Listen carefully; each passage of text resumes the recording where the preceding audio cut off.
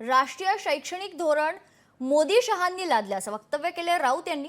हिंदी सक्ती करण्यासाठी फडणवीसांवर केंद्राचा दबाव आहे, उद्धव ठाकरेंनी मात्र दबाव झुगारला होता असं देखील राऊत म्हणाले। हिंदीच्या मुद्द्यावर फडणवीसांकडून राजकारण सुरू आहे। उद्धव ठाकरेंनी अहवाल स्वीकारलेला मात्र जीआर काढला नाही असं स्पष्टीकरण देखील संजय राऊत यांनी दिले।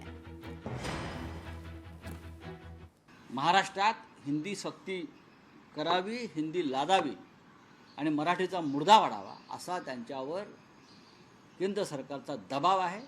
हा दबाव पूर्णपणे उद्धव ठाकरे यांनी झिडकारला होता, जुगारला होता, म्हणून त्यांनी हा इतका विलंब लावून हे प्रकरण, शेवटी केंद्र सरकार आहे लक्षात घ्या, आणि सरकार भिन्न सरकार आहे आणि त्यांच्या विरोधातून निर्माण झालेलं आमचं सरकार होतं, त्याच्यामुळे त्याने आमच्यावर प्रचंड दबाव आणला हे लागू करण्यासाठी।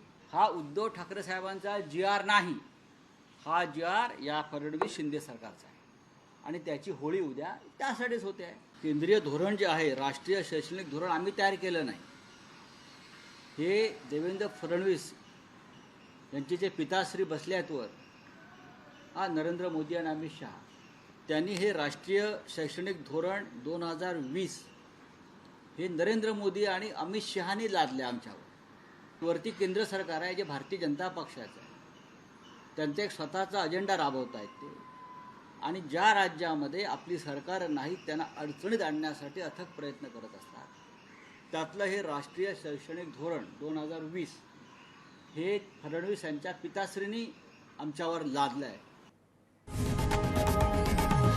लोकशाही मराठी ऐका, पहा, जागरूक रहा।